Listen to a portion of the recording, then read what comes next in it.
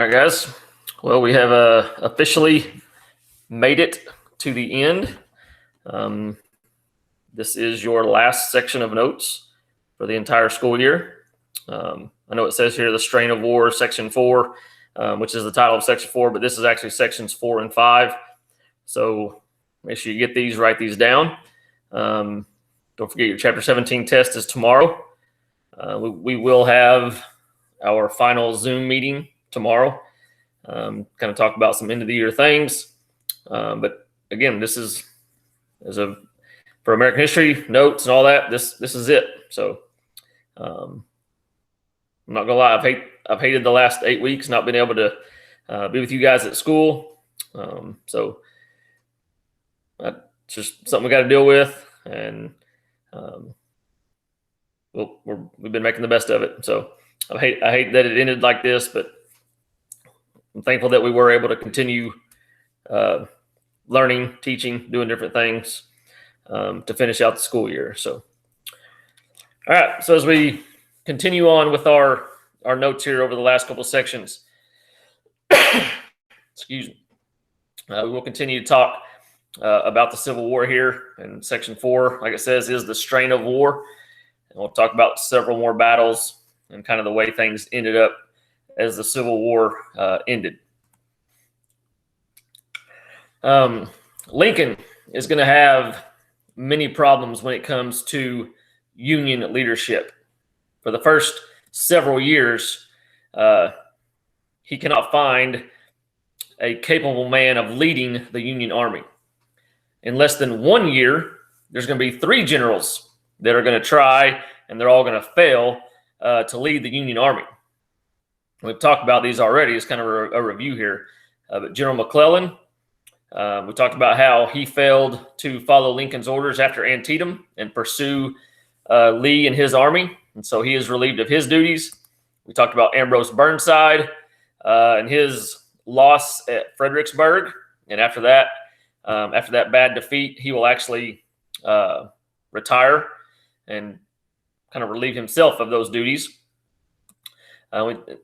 We have not talked about this individual, but there was also a man named Joseph Hooker, who was the Union leader at Chancellorsville. He had twice the number of soldiers that Robert E. Lee had and suffered a very bad defeat. So he is relieved of his duties as well. And there's pictures of those 3 individuals. So Lincoln is having a hard time throughout the first 2-3 years of the war of trying to find somebody who is capable of leading the Union Army. So after Joseph Hooker is relieved of his duties, Lincoln is going to find a man by the name of George Meade. He's going to take command of the Union forces, and he will be put in that position about 3 days before one of the most important battles of the entire Civil War. That's the Battle of Gettysburg. Excuse me. You're going to have to pardon my cough here. I've been outside and my allergies are going crazy. So we'll get to the Battle of Gettysburg in just a little bit. We'll talk more about that. So George Meade will take over. He will kind of serve out the remainder of the war as a general, but eventually another man will take over all of the Union forces, and we'll talk about that in just a minute as well. In 1862, the Union finally decides that they're going to allow African Americans to join the Union Army. Both sides, North and South, had worried about allowing African Americans or former slaves to fight on either side. Well, Lincoln in 1862 realizes that he needs more and more soldiers, so they will allow them to enlist, and they will form all African American regiments. One of the most famous African American regiments in the Civil War was the 54th Massachusetts, under the command of Robert Gould Shaw. And there's some pictures. There's a picture of the 54th and Robert Gould Shaw. They're known for their assault on Fort Wagner in South Carolina and the bravery that they showed in this battle. They are unsuccessful in taking the fort, and they'll lose about 300 of their members of the 54th Massachusetts, including Shaw. He will be killed in that assault as well. But because of the stories and the bravery that they showed, eventually a movie is made about the 54th Massachusetts. Some of you may have seen it. It's the movie Glory with Denzel Washington, Morgan Freeman. Surely you've heard of some of those guys. If you've not seen Glory, I recommend rent it, watch it. It is a excellent film on the 54th Massachusetts and their assault on Fort Wagner. But other regiments will be formed. I don't remember the total number, but there will be several thousand African-American soldiers that will serve in the Civil War.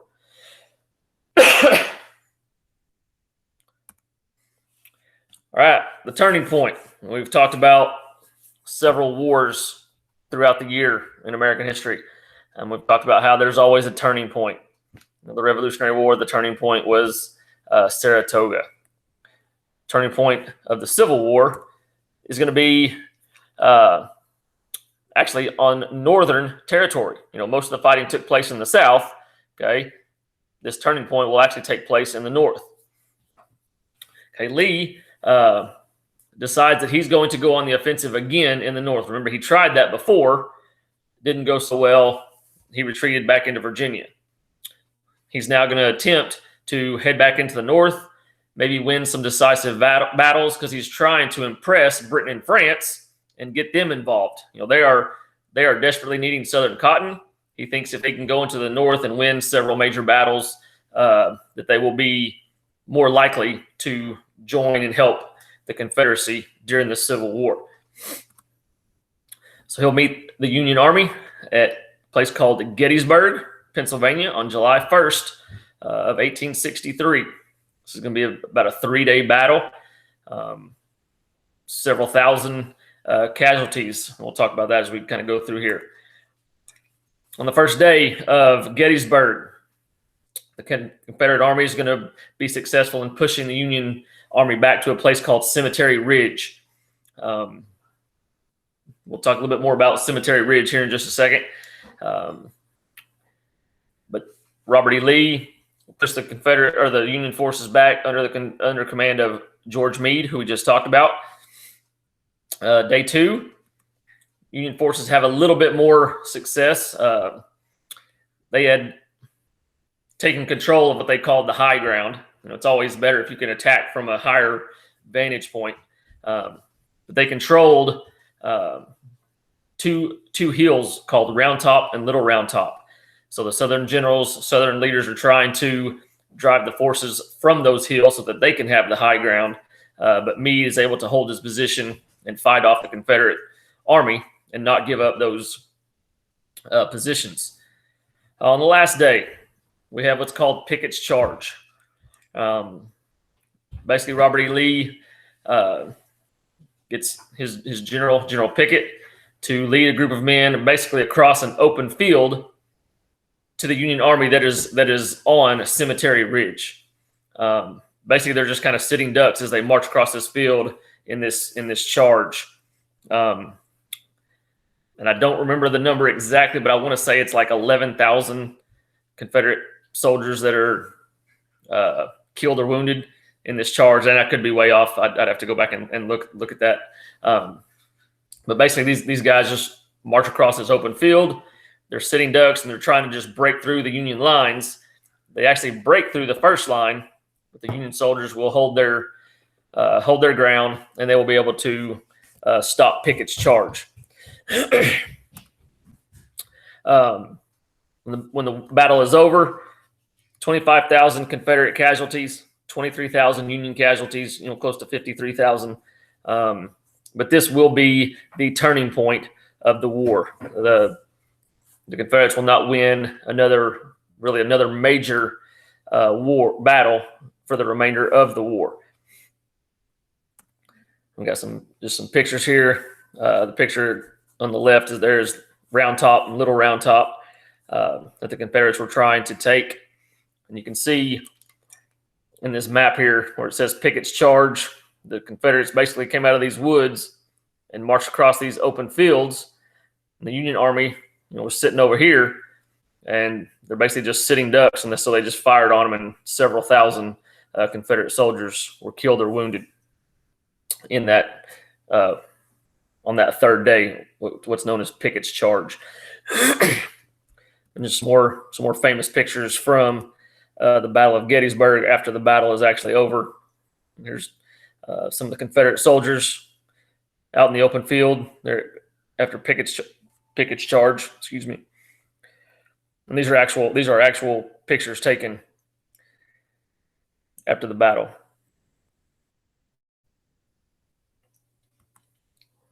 And you can actually get on the internet and look up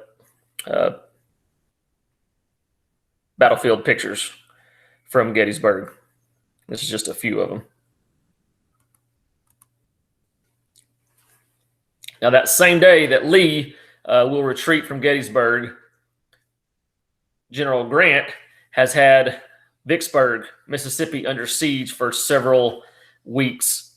But that same day that Gettysburg is won by the Union, Vicksburg will also surrender to General Grant, giving control of the Mississippi to the Union Army. Remember, that was the last stronghold that they held when we talked about some of those battles along the Mississippi River earlier. So General Grant is successful in basically cutting the Confederacy in two, and they now control the entire Mississippi River. After they take Vicksburg.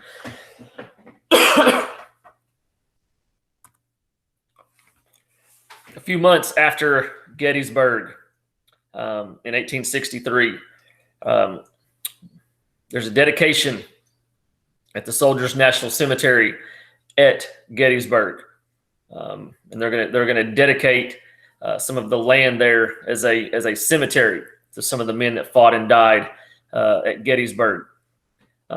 What's crazy about that ceremony is that the governor of Massachusetts is there, and he gets up to speak first in this ceremony. He talks for 2 hours. That's a long speech, talking for 2 hours. Most of us go to church, we hear sermons. Those sermons last 30, 40 minutes, and some of you think you're going to fall out because you're so hungry or whatever. But this guy gets up and talks for 2 hours at this ceremony. Abraham Lincoln is in attendance. He'll get up and he'll speak for less than 3 minutes, but he'll give one of the most memorable speeches in all of American history. We know that to be the Gettysburg Address. Some of you probably heard it, maybe read it. It was 407 years ago. Our fathers brought forth on this continent a new nation, conceived in liberty and dedicated to the proposition that all men are created equal. Now we are engaged in a great civil war, testing whether that nation or any nation so conceived and so dedicated can long endure. We are met on a great battlefield of that war. We have come to dedicate a portion of that field as a final resting place to those who here gave their lives that that nation might live. It is altogether fitting and proper that we should do this. And I'm not going to go and recite the rest of the Gettysburg Address. That's about half of it, but just a famous speech by Abraham Lincoln. It's like 272 words, and here it is, 2020. We still remember that famous speech that he gave, but nobody could tell you what the governor of Massachusetts said because it wasn't near as I won't say important, but it didn't have the effect that Lincoln's speech did when he got up and talked for 2-3 minutes, dedicating this battlefield to the people that died trying to preserve this union. There's a famous picture of that day, and if you can see, I think you can see my cursor. I'm not sure. There's a man with a top hat right here in the middle of the picture. That's Abraham Lincoln, either getting up to give his speech or just finishing giving his speech there at Gettysburg.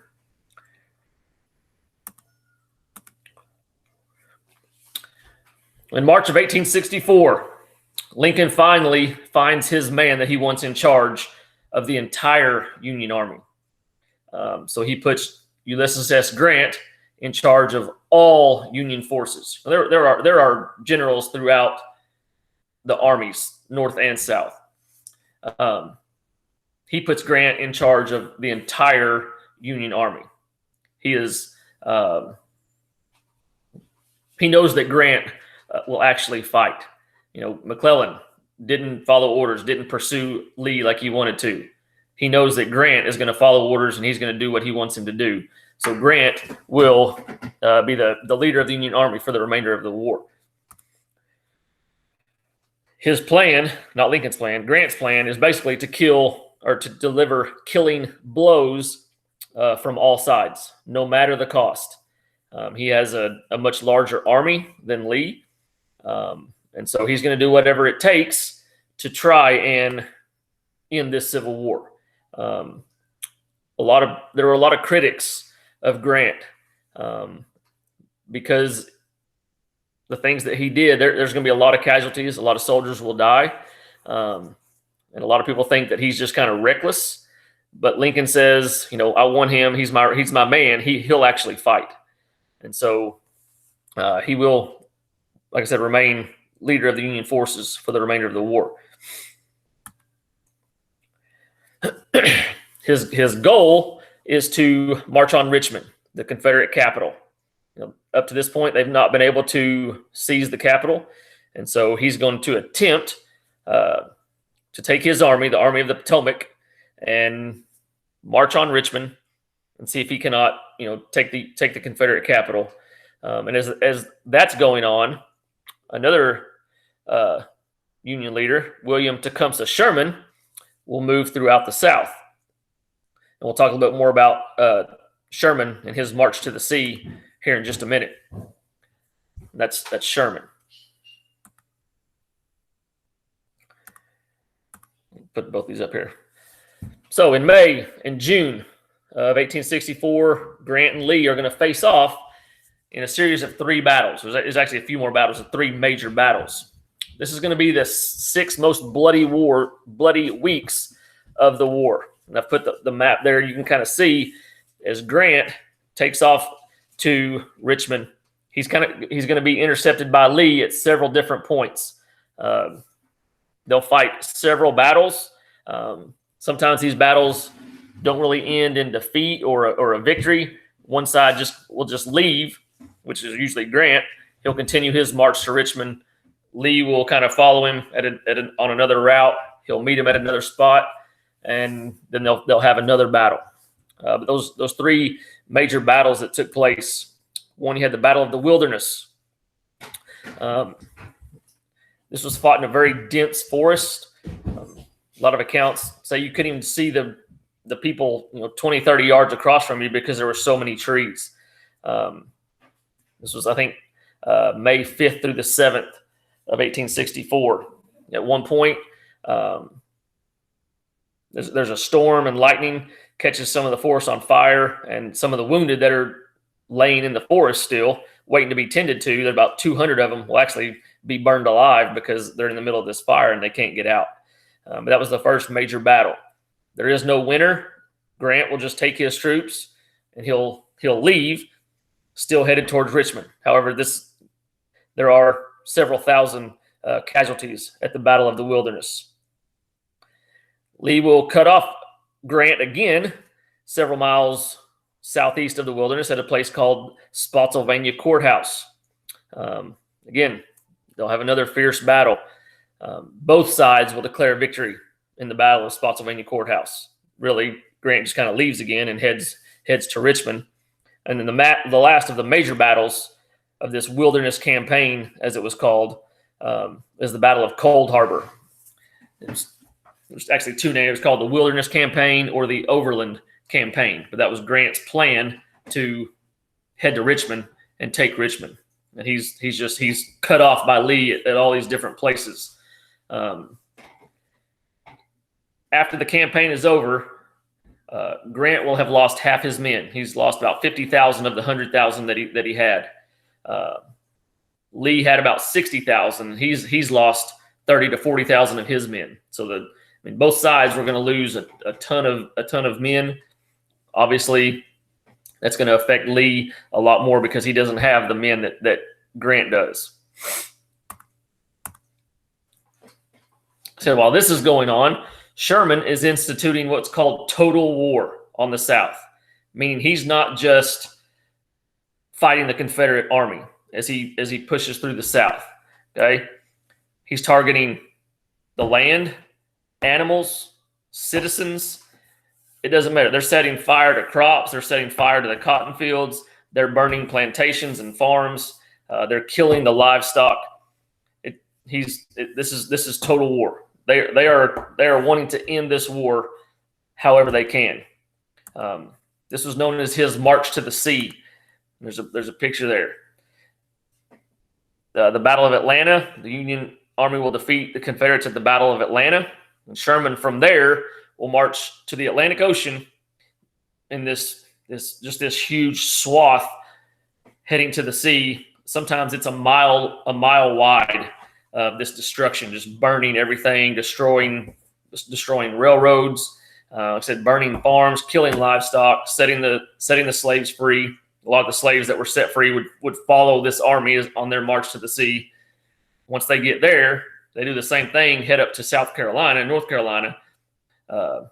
Again, this total war, just destruction as they march throughout the South, led by Sherman.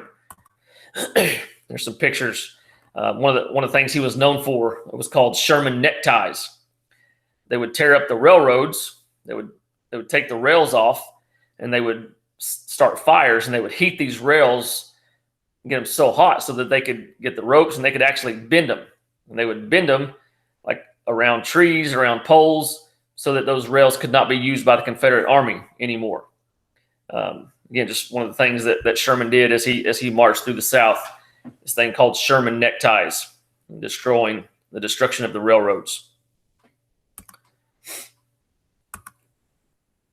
In early April 1865, Richmond will finally fall to Union forces. And we talked about Grant is trying to move to Richmond.